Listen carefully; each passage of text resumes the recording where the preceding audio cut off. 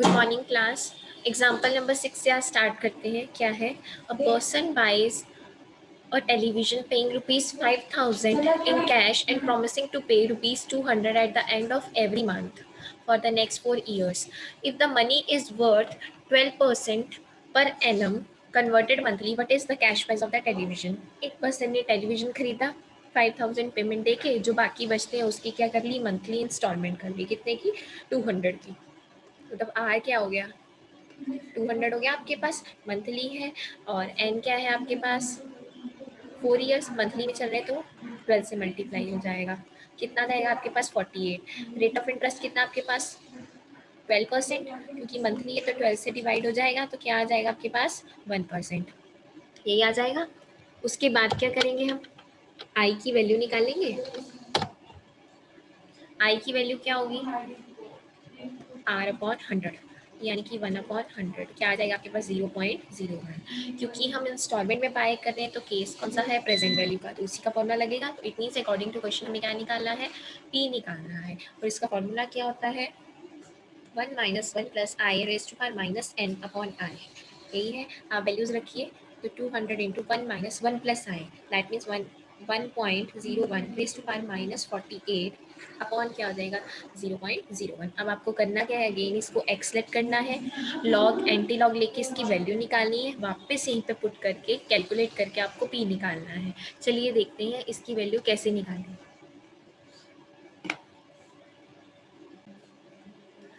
तो ठीक है बेटा, इसको क्या किया? एक्स में एक्सलेट किया। जैसे ही आपने इसको एक्सलेट किया -48 आगे आ गया। इसका लॉग कैलकुलेट किया, ये आ गया। -48 से आपने क्या किया? मल्टीप्लाई किया।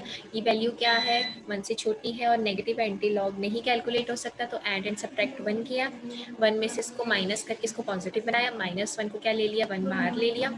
फिर एक्स का जो लॉग है वो इसमें एंटी लॉग में आ गई, एंटी लॉग आ गया आपके पास। ये जो वैल्यू आई है एक्स की, आपने इस इक्वेशन में रखी, हमने पी कैलकुलेट किया। तो कैश प्राइस ऑफ टेलीविजन कितना पड़ा? इतना तो आपने इंस्टॉलमेंट में पे किया और इतना आपने कैश में पे किया था, तो कितने का पड़ा टेलीविजन? 12,564। आगे देखिए बेटा क्या है?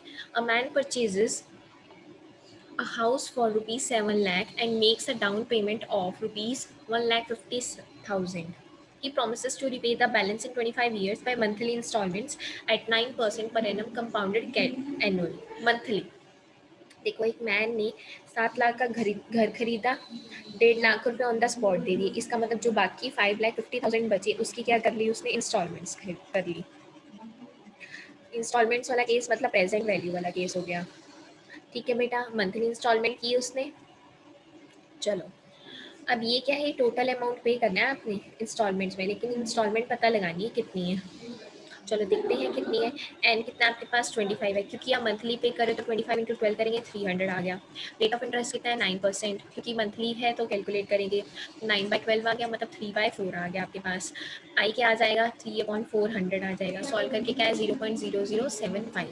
प्रेजेंट वैल्यू का केस है, फॉर्मूले में पुट करेंगे। P = R 1 - 1 + I raised to power -n upon I। यही करेंगे हम। ठीक है, चलो P क्या है?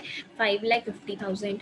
R तो मुझे निकालना ही है, तो 1 - 1 + I, तो कितना आ जाएगा? 1.0075 रेज टू पावर कितना आ जाएगा? -300 अपॉन 0.0075। ये आ गया। अब आपको करना क्या है? आपको 1.0075 की वैल्यू पावर -300 इसको कैलकुलेट करना है। तो बेटा आपने क्या किया? इसको एक्सलेट किया, लॉग लिया दोनों तरफ, -300 आगे आ गया। इसका लॉग कैलकुलेट करके इसकी वैल्यू है 0.0032। -300 से मल्टीप्लाई किया, अगेन नेगेटिव में एड एंड सब्ट्रैक्ट 1 करके इसकी आपने वैल्यू निकाल ली। इसी का ही आपने एंटी लॉग निकाल लिया। ठीक है, आपने वैल्यू यहाँ रखी, आपने आर कैलकुलेट कर लिया। ठीक है, अब क्वेश्चन ये था कि एक तो मंथली इंस्टॉलमेंट निकाल दो और दूसरा उसने इंटरेस्ट कितना पे किया। ठीक है, उसकी मंथली इंस्टॉलमेंट तो ये हो गई, लेकिन उसने कितने टाइम के लिए पे की? 300 के लिए, 300 मंथ्स के लिए पे की। इंटू 300 हो गया। Cash wise of the house, जो देना बाकी था वो ये आ गया, तो टोटल में से इसने माइनस कर दिया। इसका मतलब क्या है, उस पर्सन ने इतना इंटरेस्ट पे किया इंस्टॉलमेंट्स में 25 ईयर्स के लिए। आगे देखो बेटा क्या है, how much must a father deposit with a trust company paying interest at the rate of 3.12% converted annually to provide an income of rupees 1500 per year payable at the end of the years for his daughter during the next 10 years। Question ये है कि एक father trust company में कितना deposit करे so that उसकी बेटी को अगले 10 साल के लिए हर साल 1500 रुपये मिले, हर साल उसको इतने रुपीज़ मिले। इसका मतलब क्या है, डिपॉजिट है, इसका मतलब केस कौन सा है, प्रेजेंट वैल्यू लगेगा, ठीक है ना। पहले चलो आर क्या है आपके पास 3.12%, ये क्या आ जाएगा 7/2 यानी कि 3.5% रेट आ गया आपके पास। आई क्या हो जाएगा आर अपॉन 100 यानी कि 3.5 अपॉन 100 आ जाएगा, तो ये क्या आ जाएगा 0.035 आ गया, ठीक है। उसके बाद टाइम पीरियड कितना है आपके पास, 10 साल की बात कर रहे हैं। आर क्या हो गया 1500, क्योंकि हर साल उसको 1500 मिले, तो आपने प्रेजेंट वैल्यू के फॉर्मूले में इसको डाला, आपको पी कैलकुलेट करना है। तो आपने बेटा इसकी वैल्यू कैलकुलेट करने के लिए दोनों तरफ लॉग लिया, आगे नेगेटिव आ गया, प्लस माइनस 1 कराया, इसको पॉजिटिव में कन्वर्ट किया, एंटी लॉग कैलकुलेट किया, वैल्यू पुट की, आपने यहाँ से क्या किया पी निकाल दिया, ठीक है। सब कुछ सेम ही चल रहा है बेटा। नेक्स्ट क्वेश्चन देखो बेटा क्या है, a man retires at the age of 60 years and his employer give him a pension of ₹60,000। Pension वाले केस प्रेजेंट वैल्यू में आते हैं, पेड इन हाफ ईयरली। इसका मतलब कितना पे कर रहे हैं, 60,000 पे कर रहे हैं, साल में 2 बार पे कर रहे हैं, तो साल में 2 बार पे कर रहे हैं, इसका मतलब क्या 30,000 पे कर रहे हैं, वो 2 बार पे कर रहे हैं, मतलब 30,000 की इंस्टॉलमेंट है for the rest of his life, reckoning his expectation of life to be 13 years। वो एज्यूम कर रहे हैं कि वो मतलब अपनी रिटायरमेंट के बाद मैक्सिमम 13 ईयर्स जिएगा, तो 13 ईयर एंड 13 इंटू 2 हो गया, क्योंकि हाफ ईयर या साल में 2 बार पे कर रहे हैं, तो 26 हो गया, and the interest 4% payable half yearly.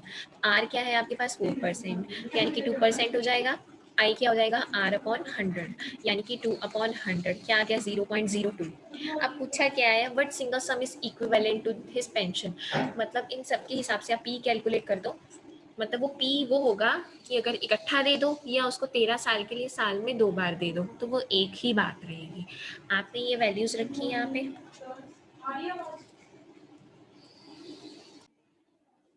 ये देखो बेटा आपने इसकी वैल्यू कैलकुलेट करी है, कैसे इसको एक्सलेक्ट करके अगेन सेम प्रोसीजर से आपने इसकी वैल्यू कैलकुलेट कर दी, तो पी क्या आ गया आपके पास 603750। इसका मतलब अगर आप उनको इकट्ठा दे दो या फिर 13 साल के लिए साल में 2 बार दे दो, तो इक्विवेलेंट है। नेक्स्ट क्वेश्चन पे चलते हैं। क्वेश्चन देखो बेटा क्या है, a fixed royalty of ₹25,000 per year is granted to an author by the publisher of a book for 20 years. कहने का मतलब क्या है, अगर कोई ऑथर अपनी बुक पब्लिश कराता है तो उसको एक फिक्स्ड इनकम मिलती है, 25,000 हर साल में मिलते हैं उसको, कितने टाइम के लिए 20 ईयर्स तक के लिए मिलते हैं, लेकिन उनके पास ऑथर के पास सिर्फ राइट है उस अमाउंट को रिसीव करने का, वो 12 साल तक ही रहता है, ठीक है 12 साल तक ही रहते हैं। इसका मतलब एन क्या हो गया 8 हो गया, इसका मतलब क्या 8 साल के लिए ही मिलेगा उसको, सिर्फ जो भी मिलेगा वो राइट्स बदल दिए जाते हैं।